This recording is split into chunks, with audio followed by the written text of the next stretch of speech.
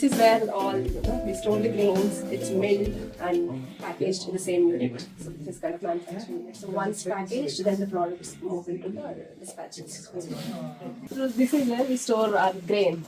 So we have wheat. In wheat, we have two types. I'm not sure how many kapli, but kapli is more nutritious grain. Then we have jowar, ragi, besan.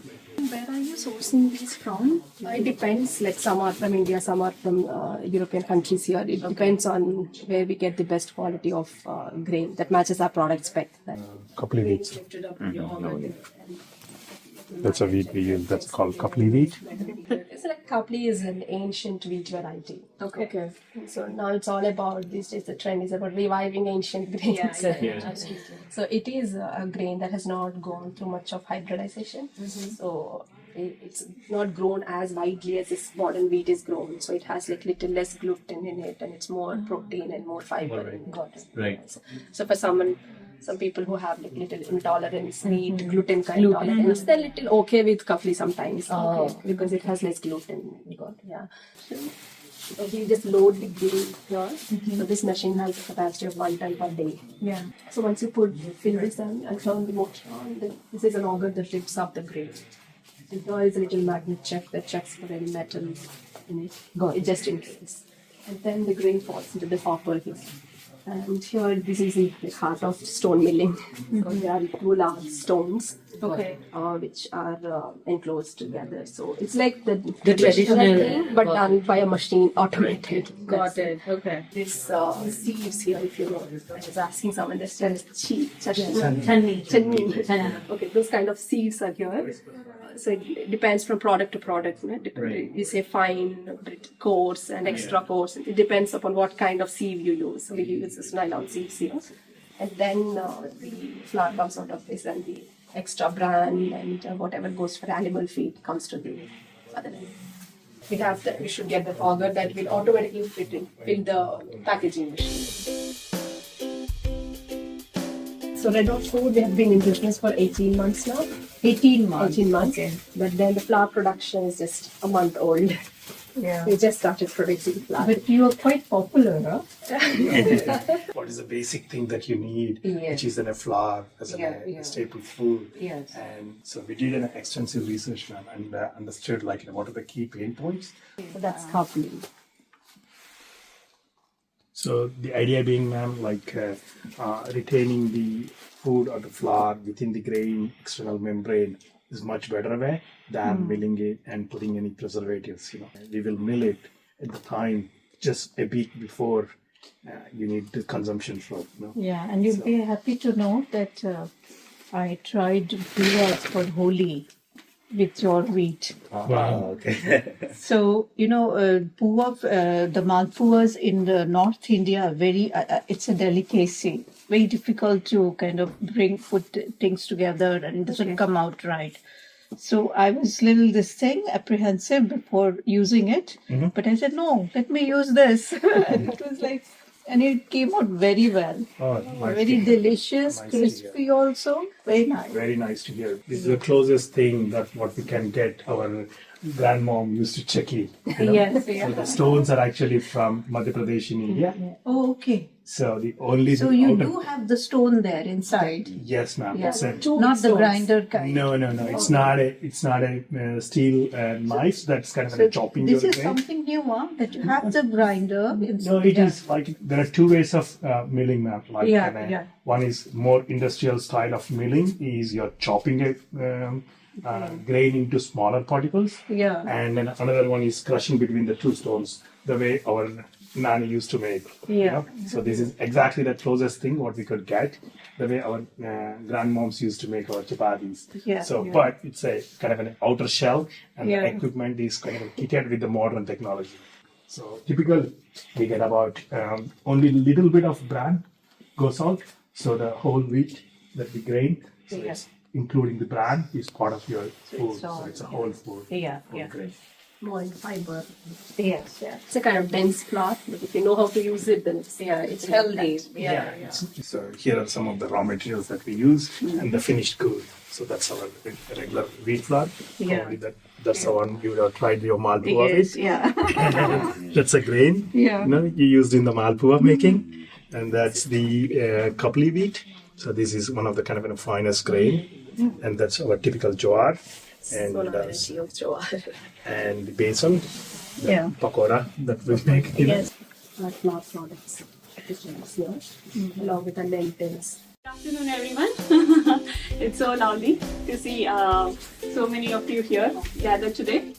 Some familiar faces and some new ones as well. Welcome to Reddot Foods special event. Today we have something special in store.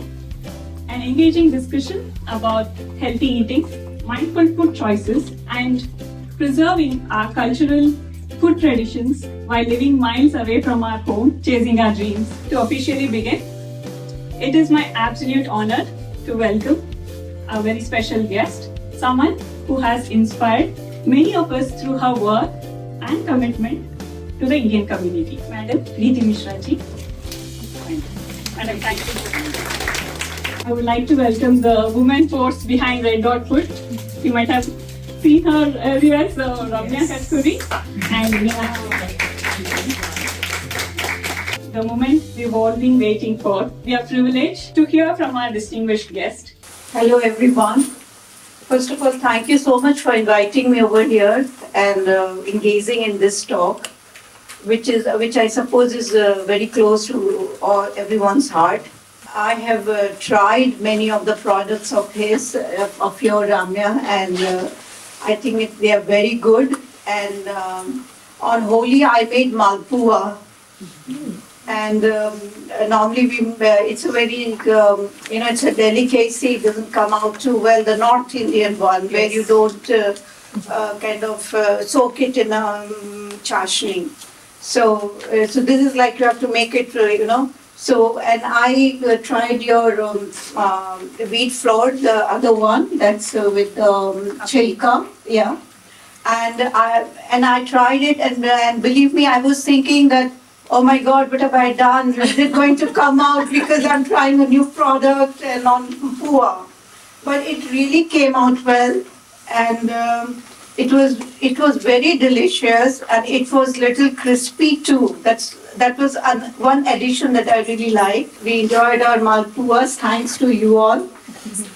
And I think food is very important, and not just as a for health. We all know it's a basic thing for us to for your lifestyle, for your health reasons. But food, I believe, is nowadays we are going into heritage cuisine, food tourism. So, but why? Because some way along the line we are losing our own food, our own regional cuisine.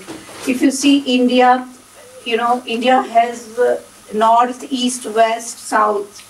Every region, I would say, every city has its own cuisine.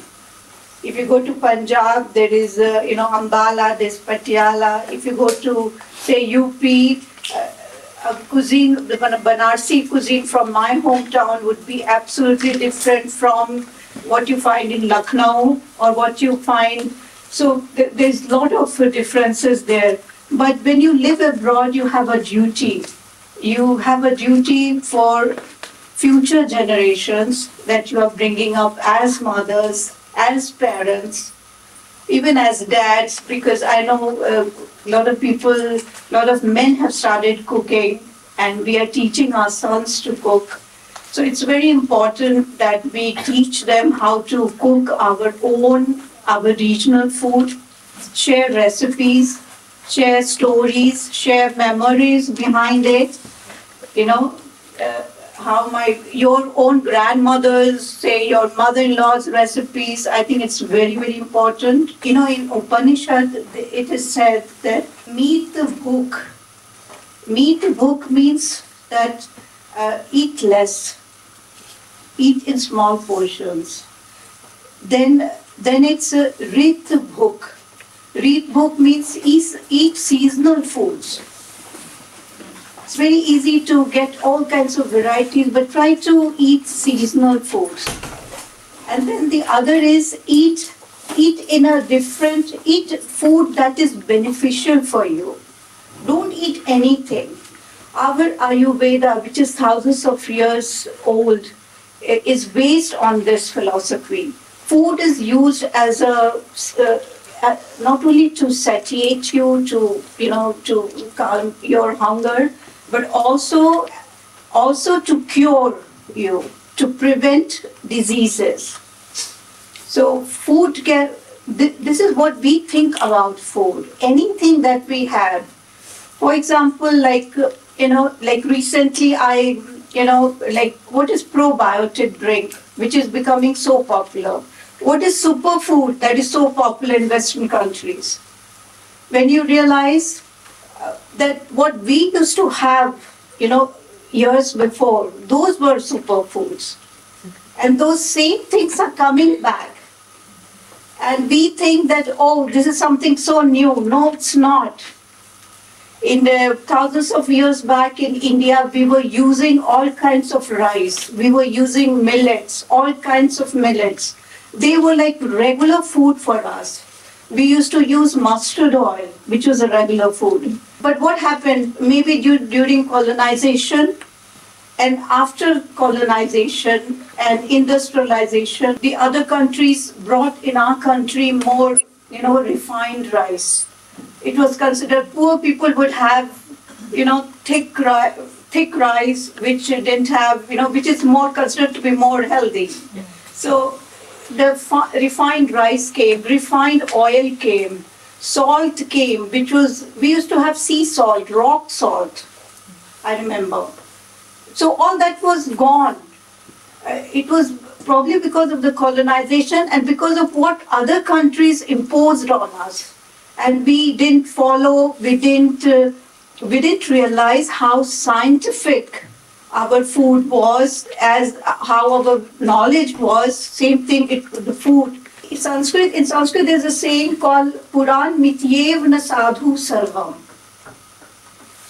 This is very important because what it means is that anything that is old or ancient is not full of wisdom. If you tell your children that we used to have this and it's really healthy, it's nice, probably they'll not believe you because they like asking questions.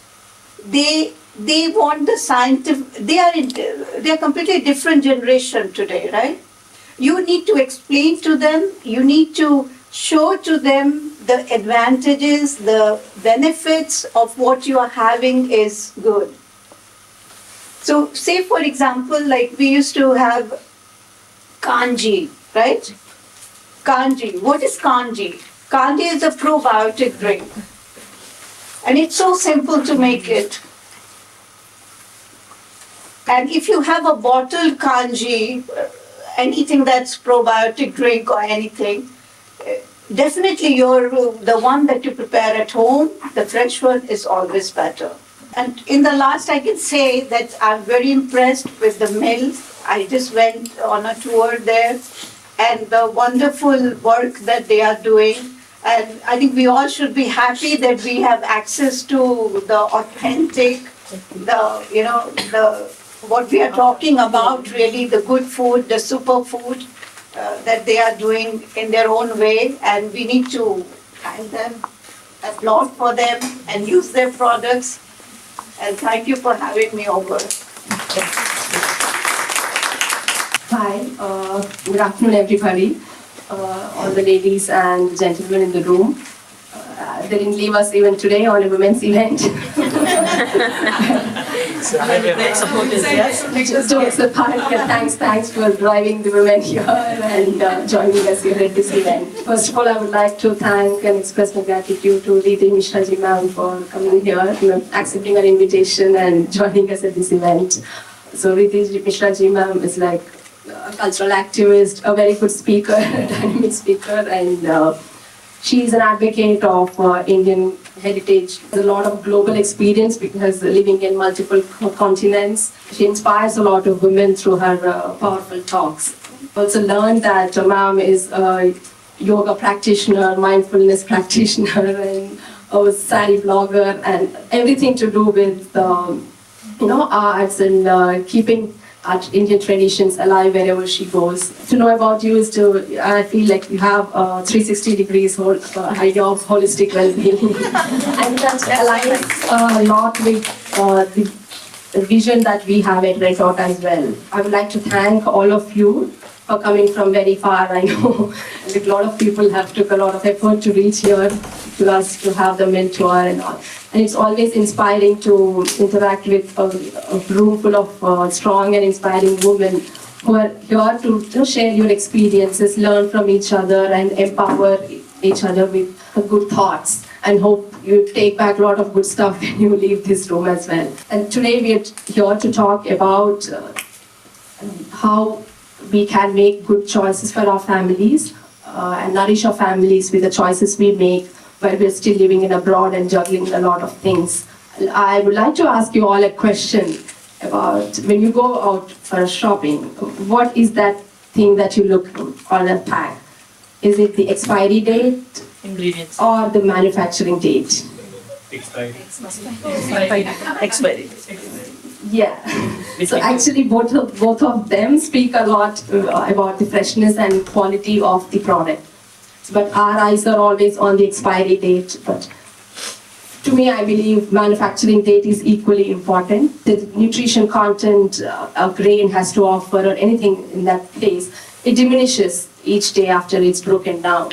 So manufacturing date is equally important, but our eyes are always on the expiry date.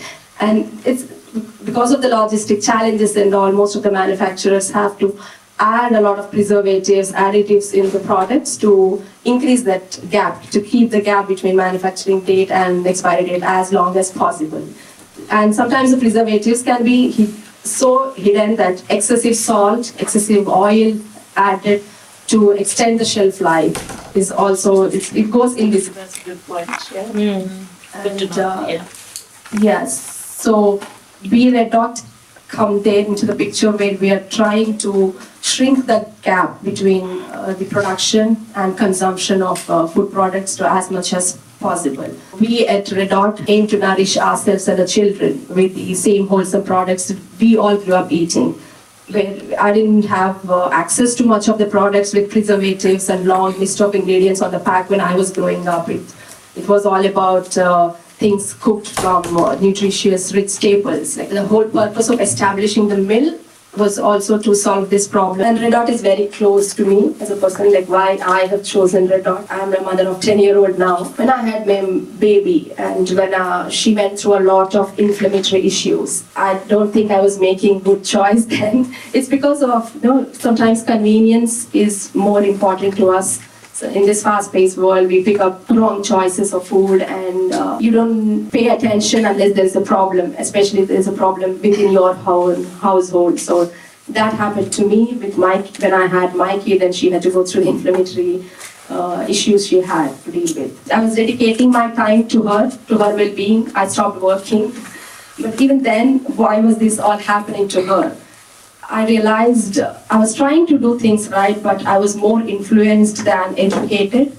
So whatever I see is good for kids, whatever new trend is coming, maybe I was picking up more on that and feeding my kid more of those than listening to what my mom says and all. So I've done a diploma in health and integrative lifestyle back in India when I was there with my child, when I was battling her things. That is when I understood, like, it's different to be educated and it's different to be influenced. So the trends keep changing day by day, but the education that we have on science and nutrition and all, it doesn't change much, especially when it comes to Ayurveda. They say that things have been the same since Ayurveda was there. So it has no passing trends or changing things and all. So I've gone that route. I have learned it hard way. When I came back here, I bought all that with me. I had no access to such products that I believed were good for me and my family. That is when slowly Reddot was born. Like, okay, let me solve the problem for my family. And slowly it's like, why should everybody go through the same route, have some problem, and then educate themselves and find their own solutions? Really beautiful. So I would like to ask Meenakshi, my co-founder, to tell her about herself and share her journey with you as well. Thank you, Ramya. And thank you, ma'am, for adding so much more perspective to what we already are doing at Reddot. I guess that's very valuable for us. I would like to talk briefly about why I jumped on the Reddot train. It's obviously the vision that Ramya brings to the table, but I have a small story to share as well. I grew up in I don't know how many of you can relate to this, but I grew up in a strict household where my mom was always in the morning packing big boxes of lunch, and then there's always sprouts and soaked up almond in our hand when we walked out of our door. But then, me and my sister, what we used to do, we used to throw the food away and then go to school, come back, tell our mom, yeah, we had it. So that was my relationship with food. As a kid, we didn't know what's right, why it is right for us and all that. Fast forward to when I was 22 years old, I got diagnosed with cancer, and I survived that journey. At that point, like life comes in full circle, right? You realize the importance of food. At some point around third chemo or something, all my doctor told me when I was bombarding him with so many questions, all he said to me was, listen to your mom. She knows a lot about food. And I guess her knowledge about food is the reason that I'm sitting here today. One thing that's for sure is food should not be an afterthought. That's what I've learned. It's something that is going into your body, and it's important that you should consciously know the kind of food that you're putting inside your body. That is the motivation behind why I hopped on to Reddot, but it's also the team. The team believes in what they do. It's not just the business angle, right? They do what they preach back in their houses as well. So that's a really powerful thing for me. It would be great to see a lot of Indian families bring that kind of conscious eating habits and pass it on to your children. Thank you, guys. Just like they say, right? Behind every successful man, there's a woman. But in Reddot, it's the other way around. So behind me and Meenakshi, there are two men who have stood by us. Yes. So, and coincidentally, both are Srinivas. So Sri Srinivas and T Srinivas. So the other Srinivas is in India. He looks after our Indian operations, supporting us from back home. He's not here today. But then I have Sri Srinivas with me, and he'll take over. Good afternoon, everyone, and thank you, ma'am. I know a lot of people are here. I already know, but just to give a brief intro about myself, I'm Srinivas, as I'm one of the co-founders of Reddot. As a profession, I'm an IT consultant living in Ireland for over 24 years now, and also associate with other businesses across few businesses in Ireland and UK as a mentor and an investor. The why Reddot, so when the idea popped up from Ramya, and I jumped around for three basic reasons, right? And one, as a kid, I grew up in a farm where my mom and dad used to grow all the fresh food, like wheat or kothmira, methi, or onions, garlic, you name it. Pretty much we got everything from our fields. So we almost like barely we went to the market to get anything. So we kind of we're cooking today, and we go out and get a fresh leaves. I choose my ingredients wisely, and I choose very, very carefully. I don't cook my biryani without even having one of those 15 ingredients, because no way. And all the ingredients has to be fresh and freshly grounded. Because a masala has to be grounded just there. I won't cook for a store-bought one or anything. So I'm very particular about it, and that's something that's always kind of be with me. So that's the second reason. And the third reason, when I moved to UK and then finally to Ireland, came to UK in 1999, and then Ireland in 2001 March. What I used to believe was like everything good at home is good for me. But I never adapted to the environment here. I never kind of looked at a perspective.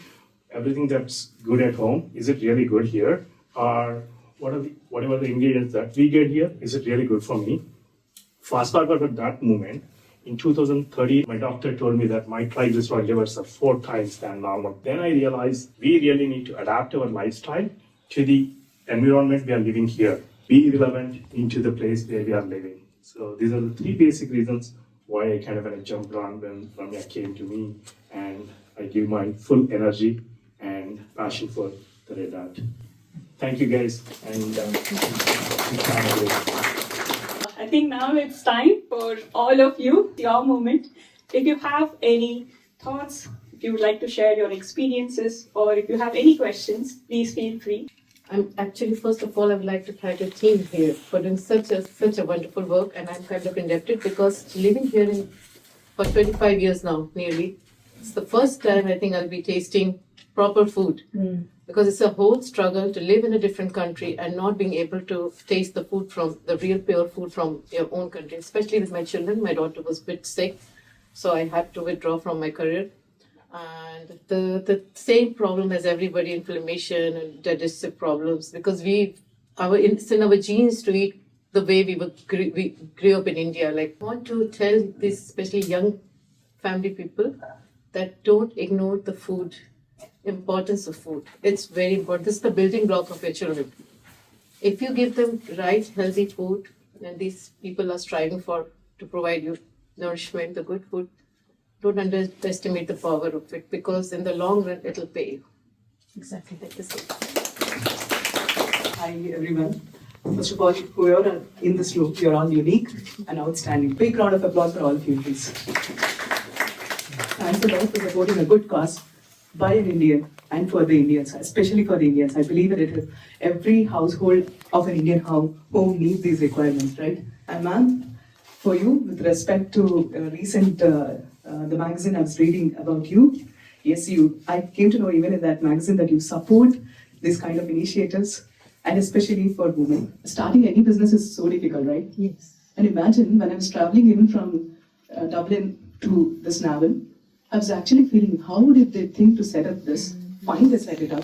And how they're going to travel all the time whenever they want to get the supply from here. Really a huge round of applause for you guys. So with your permission, ma'am, and I would like to request Ramya and Meenakshi to stand here. So we'll go for the rapid fire. So whoever is responsible for this, you have to drink water. That's it. Who will give the craziest product ideas? Like, mix everything and who is a perfectionist in packaging and branding? I expected this because I saw that. Why flowers? That's the question, right? Why flower mill here in London?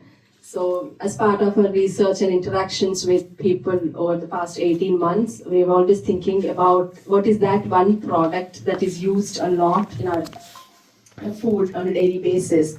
And instead of chasing superfoods, as ma'am said, like trying to find one particular food that might give you think like it's a magic pill and all. Instead of that, how we thought it would be good if you get your staples right. If you make your staples that you consume every day, if you make them more nutritious, then you're sorted. Local grain or imported? What's your top pick? Best quality, wherever we get that from. Awesome. They're searching for quality. Best quality is kind of a very bit subjective as well. So what we kind of choose is we have a strict criteria of what raw material we use. So we go with that criteria. What we truly share becomes our quality, not what we hold back. It's never what we hold back. You know, if you smile, the other person smiles. So you become joy if you share joy. And we've been sharing so much joy among women today. All of us, I didn't even know about many people here. So it started with food, but it went back to our culture, it went back to our roots. We connected on health, and we also saw the importance of eating healthy, fresh, preservative-free food. Not only for our health, for the younger generations, for the next generations. It was so important, and I'm just truly happy to be here and to be hosting this. And I'm sure it was all engaging and informative for all of you. Thank you. A huge thank you again to Madam Riti Vishraji for her time and wisdom, and to our Reddot food team for making this event happen. And of course, a big thank you to all of you. I know many of you have come from faraway places, so thank you for making this event so special. We hope today's discussion have inspired you to make mindful food choices and also keep our cultural food traditions alive. Let's stay connected, keep learning, eat well, and live vibrant. you.